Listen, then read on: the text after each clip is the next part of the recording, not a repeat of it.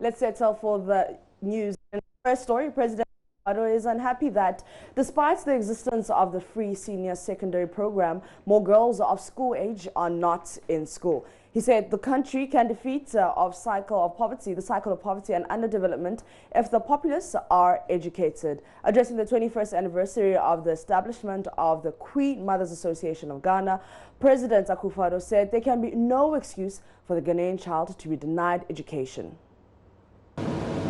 Agric told us nearly 100 years ago that if you educate a man, you educate an individual.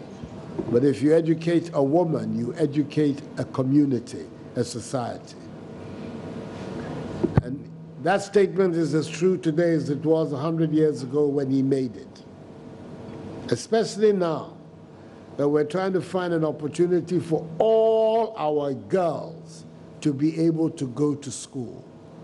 That's one of the most important aspects of the free senior high school policy, to get every young girl to go to school and then develop the skills to be a useful member of society.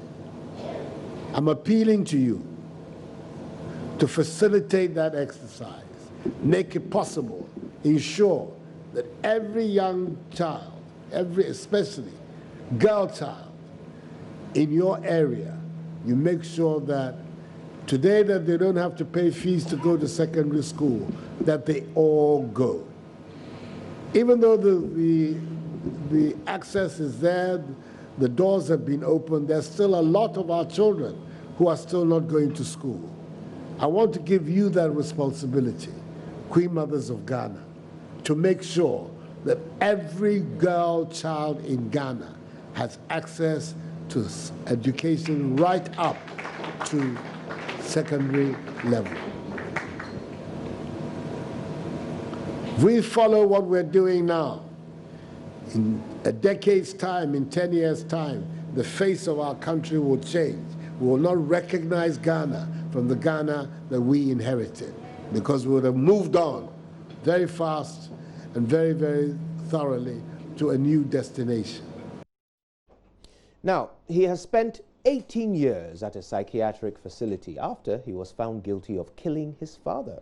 His sometimes violent nature was sparked by schizophrenia, a chronic and severe mental disorder that affects how a person thinks, feels and behaves. The 47-year-old man is one of the 100 patients of the forensic ward of the Accra Psychiatric Hospital. He is, however, making good use of his time at the facility to develop his musical talent. Beryl Ernestina Richter visited him at the Accra Psychiatric Hospital and filed this report. Oh yeah, yeah, yeah. Oh yeah, yeah, resafo. Nya say no, no. Oh yeah, no, yeah. Oh yeah, no. Oh yeah, yeah, resafo. 47-year-old patient at the Accra Psychiatric Hospital, whom I choose to call James Asante, is singing one of his favorite songs, Oya Adeye. James is passionate about music. It takes the stress away. It makes you come back to home, not knowing I'm also part of them. You see, it keeps you reminding you, as I told you earlier on, you'll get closer to God or Jesus, and then you and Jesus' relationship become close. So that's how, that's what comes into my mind. Now James, and I used to and all that. Everything was normal for him until he was diagnosed with schizophrenia, a mental disorder which is characterized by delusions, hallucinations, and extremely disordered thinking and behavior, which can last for years or in some cases a lifetime. According to James, he was brought to the forensic ward of this hospital 18 years ago after a court found him guilty of murdering his father. He recounts his struggles with this condition and circumstances that led to that unfortunate event. The reason why I was here is it was a murder case. My father brought me here for treatment, and they give me tablet and injected me. When getting home, he gave me the tablet in addition to the injection, and I said, "No, Father, you are missing me." He said, "No, it's part of treatment, so I should take it." So when I took it, in fact, I became unconscious. I can't even walk on my own. So he laid mat in his room for me, I was lying in the midnight, something bounced on me, and I wake up, and the thing tapped on me. So it became struggling. The thing pushed me for the first time. Who pushed you? Who pushed the body that was struggling with me, holding my Somebody? Yeah, no, it was in the darkness. It didn't bring lamp to the room. Okay. It was village. So it pushed me for the second time. The third time I also retaliated by pushing the body out. When they broke, they said, I've killed my father. So that's my tragedy. Yeah. And so on the 19th September 2001, I was brought to this house. James is remorseful now. He says anytime he recalls that tragedy, he becomes overwhelmed with sadness. Oh, just imagine a father in the house. Yeah, it's my better behalf. My father is my heart. So I think my heart is not in me anymore. Just imagine a father, you lost your father. And moreover, they say you are the one who killed him. Just imagine that tragedy. It's very miserable. You are told that you are the one who killed your father. How does it make you feel? At times, even cry. At times, if somebody doesn't ask me anything, I remember the way we were in the house during my childhood, so I have to cry. I weep till I'm satisfied, then I put stop to my crying. It's only recently I'm no more crying. He has lost so much in life due to his confinement here. Do you sometimes cry because of that? Yeah, I cry. I remember my children, I remember myself. I said, no, why me? Why me? Why should this happen to me? But despite his predicament, James still remains determined and resolute to forge ahead in life. He does not allow the restricted walls of this facility to deny him the love and joy for music. He is one of the founding members of the choir here at the forensic ward. The time I came, there's nothing like choir, but we used to do church services. There's a nurse called Mr. Ahaji. He used to organize this every morning, then a word of God, then he preached to us and all that. As time goes on, they normally annually they do changes, and God so good, we had a nurse called Mr. Kofi.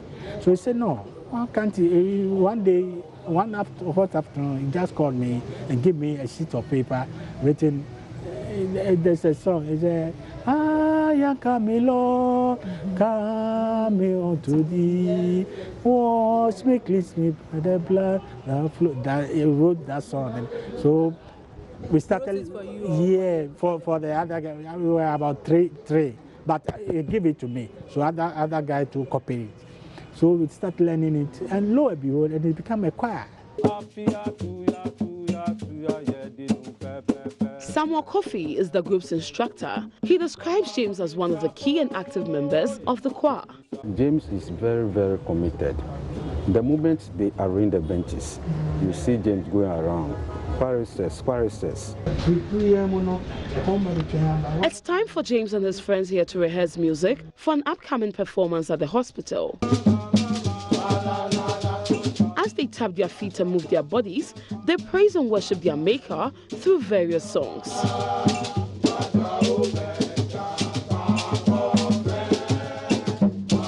To you, this may be the ordinary flow of sounds, but for these patients of the Accra Psychiatric Hospital, this moment means so much to them because it affords them the opportunity to sing their hearts out, to thank God for seeing them through a successful year. The choir broke into some melodious Christmas carols.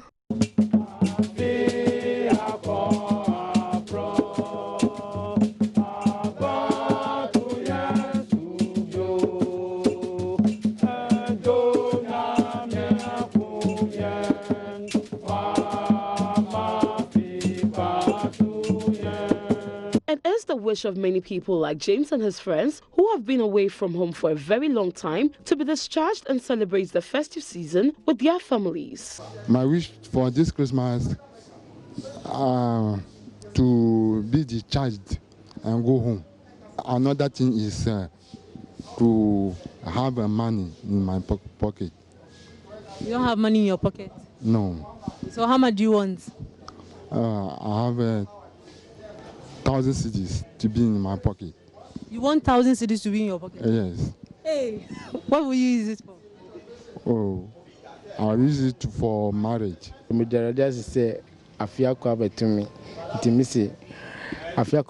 grateful to God for seeing me through a successful year. Me say I know over 2 million be no me there me try show me how fine thing. When have I ever chosen? I would like to be discharged so I can celebrate the festive season with my family.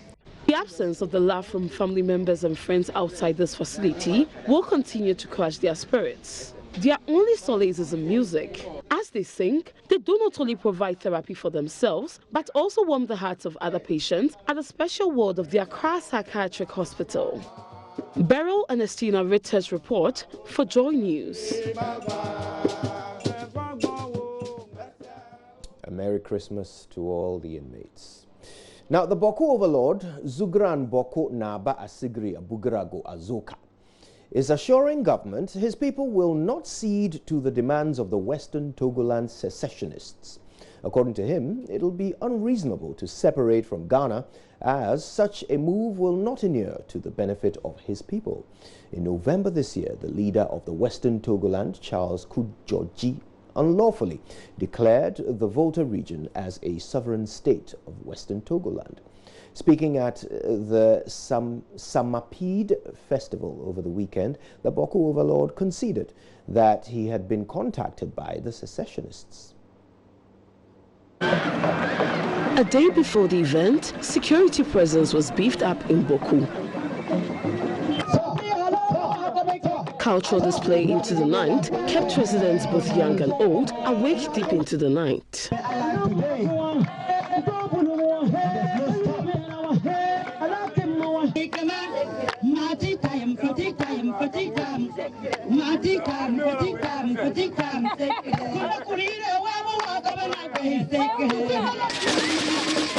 Then came the day of the festival.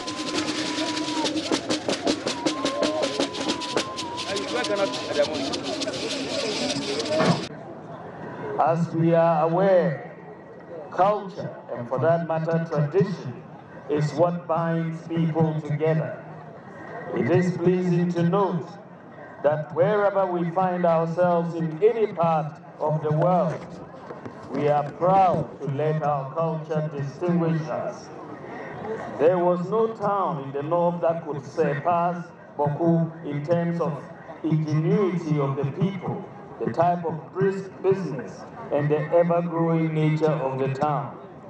However, as a result of persistent communal conflict, the town nearly became a shadow of itself. Our children's education was indeed nearly jeopardized, as teachers and other workers preferred to work in other places aside Boko.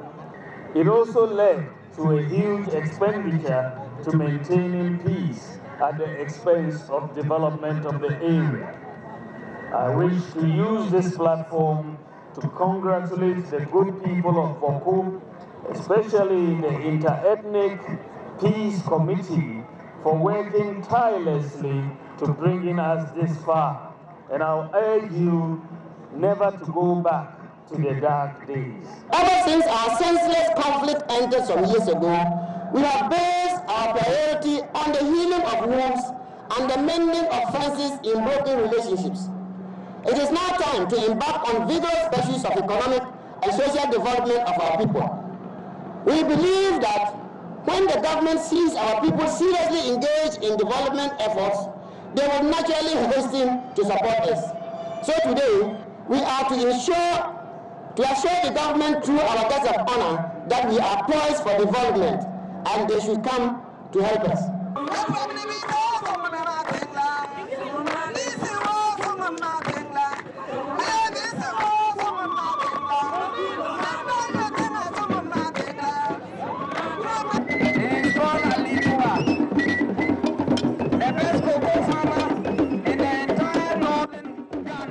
The 32nd edition of the Samampet Festival kicked off in style.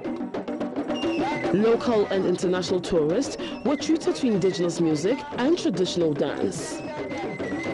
Also present at the event were a delegation from the Asantehene, led by Otumfo Nsumankwahene Bafo Asabre Kojawaso Abebiu III.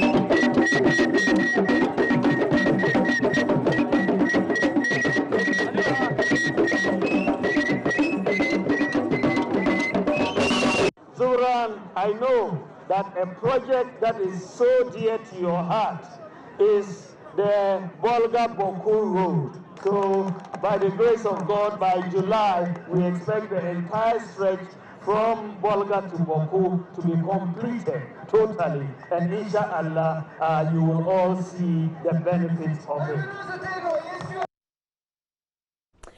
For the street lovers, for decades, they have lit the Yuletide in Takoradi with their tunes, dance moves, attire, groups, marks, and the intriguing A1. The famous Second Takoradi masquerading fever, which ends and begins every year, has been in existence for over 50 years. It has its roots from the popular Efutu Winiba fancy dress. Amanfo community, a suburb of Takoradi, is where most of the masquerading groups are headquartered.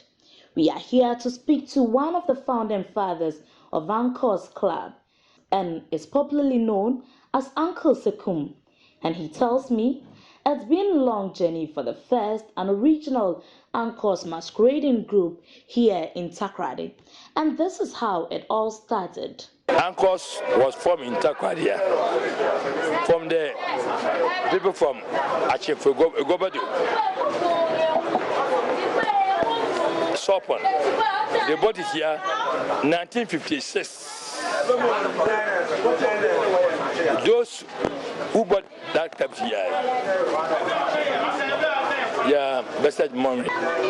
That's why I'm saying the Ankor's one was stamped from Achefugobadu, from the those that best man when I mentioned their name first. Then Ankor itself means that after that you know the reason of Ankor.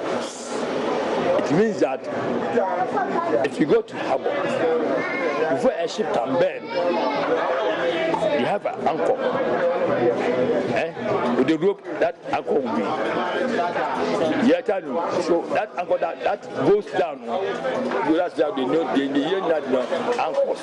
After the birth of holy cities, several other groups such as Tumus, Sonato, Crunch, Millionaires, Cosmos, New York City, and Latter-day Saints US, Oshawa Kumim, and several other groups have emerged mostly from Ankors. Some communities also decide to keep their youth, hence form their own groups. The noticeable ones are the New Takoradi, New York City Masqueraders, Club Lower and Upper, while the city's twin capital town, Sekendi, form the Chinese and Yanta Boys. The masquerade group march from the various converging points, exhibiting their unique dancing skills as they march along, but it's all reached a crescendo here. This is where the bragging rights are won, here at Amanfo, at what has been known as the Sky MTN Westside Carnival. From Oast to Tumus, Sonato to Panya, Oshawa Kumim to very illicit Supreme, they all dazzle their impressive dancing skills while making time to give a brief information about the design for the year and its symbolism. They'll call it Ankors, and it's a Christmas. It's part of our Christmas. I mean, I've celebrated it ever since I was born. Okay, and now we want to internationalize it. We want to be a national event because we know that when it's Easter, they say cool. So when there's Christmas, then naturally it has to be Takoradi Bonya. So that's what we are trying to celebrate, and it's very interesting. It's exercise in its form, and they can also use the opportunity to visit all parts of the districts. We have about 36 groups who are registered. We also have new groups that comes up every year, and as they come up, they practice for about 2 years before they join the main group. And there's competition as well. Currently, what we are doing here is a competition. So those with the best band those who are dressed well, those who are able to cover their faces, are all part of the input that makes the mark for who should be the winner. And it's crowded, they are giving prizes. I think that when we're KISS, we didn't have anything to do with corporate social responsibility. Now all the groups do something for KISS, either education, clean-up exercises, blood donation, or health screening. So that's the difference that has come on board. Currently what we are trying to do is to make it part of a package, as a tourism package, where people can come to Takoradi and do this. This is the only festival that you don't need any special thing to join. You just have to buy your dress and join. The fun and excitement is all centered on especially the bandsmen, who are to provide solid brass band music and tunes to the members and the public. They are supposed to do renditions of every hit song for the particular season. So how do they do that? The focus every year is on the intriguing apparel they are usually identified with, the coats of many colors, as I call them. This is because of the many colors they blend to make up their uniform. Tumus has for so many years in the history of masquerading won the admiration of many when it comes to their solid blend of colors, band, and the show of class and modernity they put up. This is an innovation. We saw masqueraders on the street and we saw potential. So we put them together and created Masqueraders Festival. Over the years, it's grown. The numbers have gone up from 8 to 12 to 16 to, it goes up now, they are 30. So wow, what a good time you guys had. Yeah, well, that's the brief history, but we'll bring you what actually happened in the oil word. I cannot wait. It was very exciting. I'm a little jealous as well. You should be. Indeed. But we continue conversation on Facebook, Twitter, and Instagram with JoyNews on TV. We're about to do the online reviews and newspaper reviews. Yes. That's right. Stay with us.